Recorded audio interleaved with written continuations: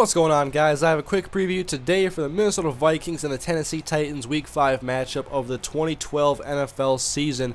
Now, the Vikings have been one of the biggest surprises this year, sitting at 3-1 and the opportunity to get even better this year. I think this team still has a lot of room for improvement, but can they keep this moving? After two good wins against the 49ers and the Lions, they have the Titans at home, but they can't let the winning get to their heads because they're an overachieving team right now, and they have to keep playing good football because they have not won anything yet. 3 wins gets you nowhere. And so I'm looking forward to this game, though. It's the Vikings' first game that is not at noon here Central Time. And I'm looking forward to it, though. The Titans are coming in, and they're coming off of a game where Jake Locker got hurt after 2 passes, and Matt Hasselbeck is the starter for tomorrow's game. And the one bright spot for last week for the Titans was the improved play from Chris Johnson. He ran the ball more decisively and much more effectively, but can he do it this week on the road against the Minnesota Vikings? Their front four is always very good at stopping the run, and they've stopped the run very well this year. The Vikings linebackers are also playing very physical defense, and the Vikings are likely to get Aaron Henderson back in the starting lineup this week, and him, Brinkley, and Greenway are very good at stopping the run.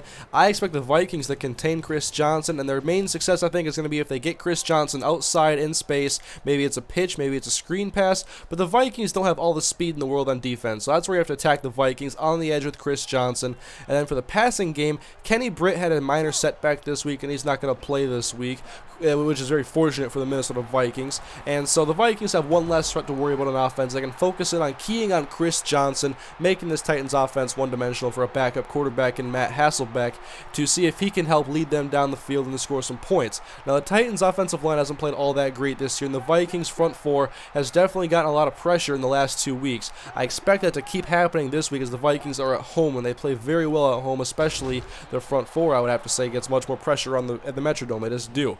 And I think the Vikings have definitely improved against the pass, and they're also making a lot more physical plays. Last week it was Harrison Smith hitting Calvin Johnson in the end zone and making him drop a pass, and they also had a couple fortunate breaks in that game, but the defense is hard-hitting this year, and they have to keep it up. But I think the Vikings' veteran leadership is going to help them keep in the right mindset because they have some young players as well. But when you have a team that's not expected to do much and they're outplaying their expectations like this, the Vikings at least have a veteran presence on this team with a lot of different veterans. There's Jared Allen, there's Kevin Williams, Antoine Winfield, Chad Greenway.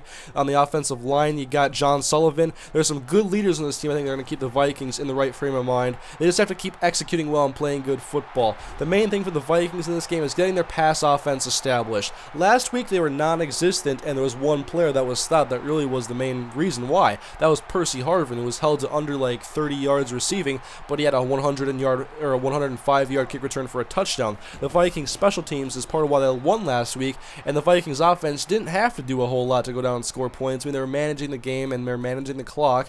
And the offense was never under a whole lot of pressure to do anything with their drives, but Ponder did find Jerome Simpson once last week for a nice deep ball that got him a first down, helped take more time off the clock, and Adrian Peterson had his best game of the 2012 campaign, and I think we're finally seeing Adrian Peterson getting closer to 100%, and I want to see him go off on the Tennessee defense, so I believe it's like 27th against the pass and 27th against the run. I could be wrong there, but they are giving up a lot of points, a lot of yards, and this is a game where the Vikings have to play well offensively, or me and a lot of other people are going to be worried because this team can't just be held up by their defense. Ponder is going to have to play week in and week out and make some plays. I'm not expecting 3 touchdowns and 250-plus yards a game, but I want to see the Vikings throw for 200 yards this week, 1 or 2 touchdowns, and for Ponder to once again control the football and not make mistakes. He's the only remaining NFL starting quarterback without an interception. I want to see him carry that longer than just week 5. And so, all in all, I do like the Vikings' chances in this game. I think their best matchup is on defense against Chris Johnson, shutting him down, getting pressure on Matt Hasselbeck, making him make a couple of mistakes, maybe some interceptions. The Vikings have 1 interception this year. I want to see them get another one in this game. The last one came with Josh Robinson against Alex Smith. And they had some opportunities in the past week, last week against the Lions, and they dropped them all. And so hopefully they catch one this week, and they can make a big defensive play because the Vikings have lacked big defensive plays in past years, many years.